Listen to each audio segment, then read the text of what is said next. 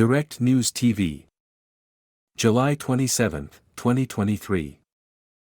Russia-Ukraine war updates, Kyiv recaptures town in south, Zelenskyy says. Russian withdrawal from Black Sea grain deal affecting prices, White House. Russia's withdrawal from a deal that had allowed Ukraine to export its badly needed grain has sparked volatility in grain prices, the White House says. White House Press Secretary Karine Jean-Pierre told reporters the Black Sea Grain Initiative had resulted in more than 32 million tons of grain being exported. Russia's actions to take such a significant amount of food products off the world markets will exacerbate hunger in some of the hardest-hit areas of the world, including Africa, she said. Zelenskyy visits damaged historic cathedral in Odessa. Ukrainian President Volodymyr Zelenskyy has visited a historic cathedral in the southern port city of Odessa, a few days after it was damaged by a Russian attack, the presidency said. Zelenskyy inspected the destruction in the Transfiguration Cathedral caused by the recent massive bombardments of civilian infrastructure and the Odessa Historical City Center, it said in a statement on Thursday. Russia has been pounding Odessa, a centuries-old city on the shores of the Black Sea and one of Ukraine's main ports, ever since Moscow withdrew from a grain deal that allowed Kyiv to export its grain despite the war.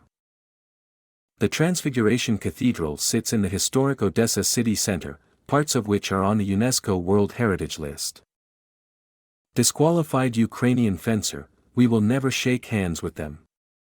Ukrainian fencer Ole Karlin, who was disqualified from the Fencing World Championships for not shaking hands with a Russian opponent, has said, "We will never shake hands with them.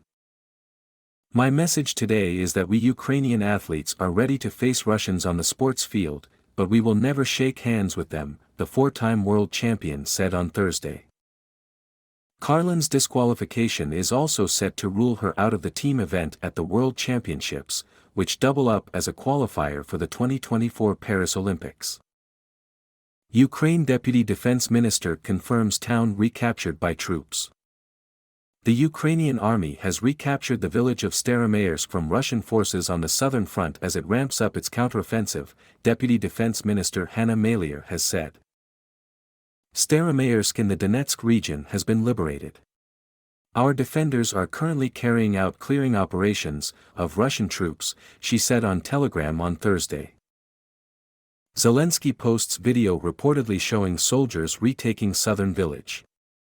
Zelenskyy has posted a video believed to be of Ukrainian soldiers saying they freed the southern village of Staromayorsk from Russian occupation.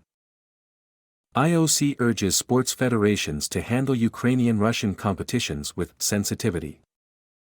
The International Olympic Committee, IOC, has urged sports federations to show sensitivity when handling contests between Ukrainian athletes and Russians competing as neutrals, following Thursday's disqualification of Ukraine's Ole Karlin at the Fencing World Championships.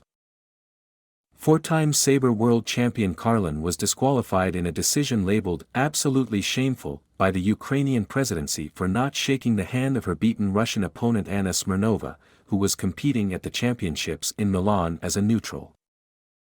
Karlin, 32, had only been given the green light to fight earlier in the day after the Ukraine Sport Ministry changed its previous policy of barring athletes from facing Russians or Belarusians competing as neutrals.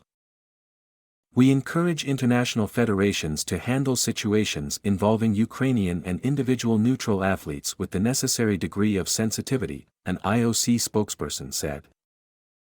We continue to stand in full solidarity with the Ukrainian athletes and the Olympic community of Ukraine. Ukraine fencers disqualifying "absolutely shameful" presidency. The decision to disqualify Ukraine's Ole Karlin from the Fencing World Championships for refusing to shake hands with her beaten Russian opponent has been slammed by Kyiv as "absolutely shameful." Karlin, the first athlete officially representing Ukraine to face a Russian or Belarusian opponent since Moscow's invasion of her country in February 2022, opted against shaking the hand of Anna Smirnova on Thursday. Instead, she offered a touch of her blade after the bout at the tournament in Milan. The decision, to disqualify, is the manifestation of a complete lack of empathy, misunderstanding of the emotional context and is absolutely shameful, Ukraine presidential aide Mikhailo Podolyak wrote on social media. The rules of the International Fencing Federation, FIE, state that the two fencers must shake hands once the result is given. The Ukrainian Fencing Federation demanded Karlin be reinstated. We have already submitted our protest to the Bureau of the International Fencing Federation, the president of Ukraine's Fencing Federation, Mykola Ilyashev, told journalists. China's help limits effect of Western sanctions on Russia, U.S. intelligence. China's economic ties with Russia have helped limit the effect of punishing Western sanctions imposed over Moscow's invasion of Ukraine, a United States intelligence report says. China has become an even more critical economic partner for Russia since its invasion of Ukraine in February 2022, says the unclassified report, which was released by Democratic U.S. lawmakers.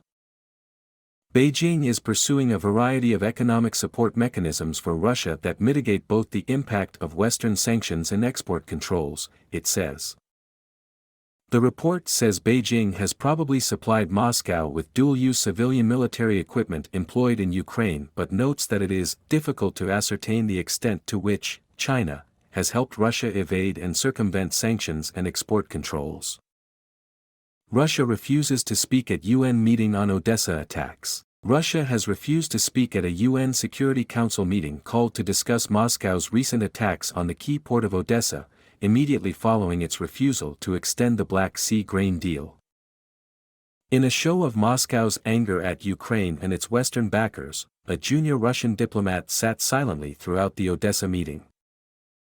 The confrontation began at the start of a council meeting called by Russia on the divided Orthodox Church in Ukraine. Deputy Russian Ambassador Dmitry Polyansky protested that the UK, which holds the council presidency, was allowing only 2 briefers and Moscow wanted a third.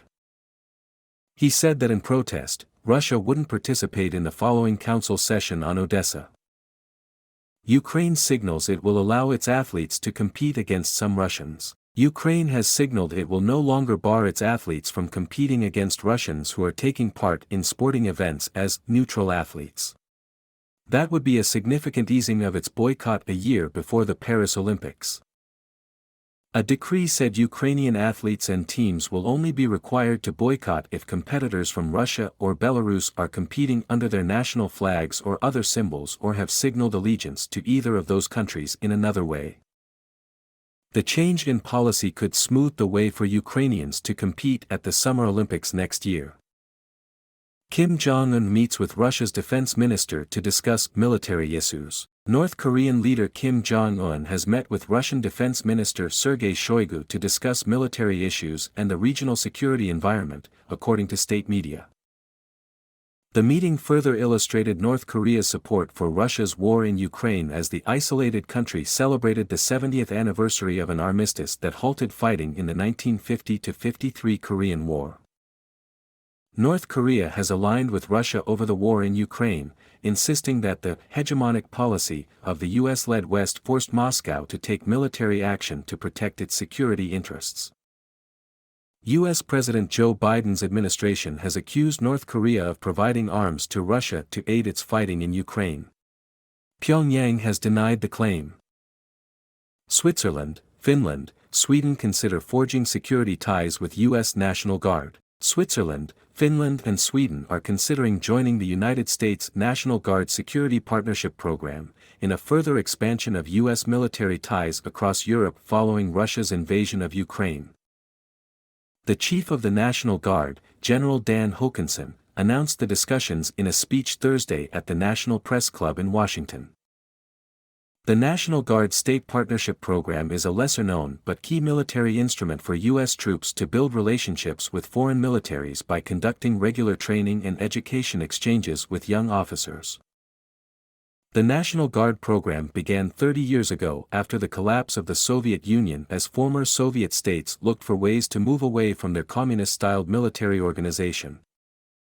Ukraine was one of the first to join the National Guard program, partnering with California's National Guard.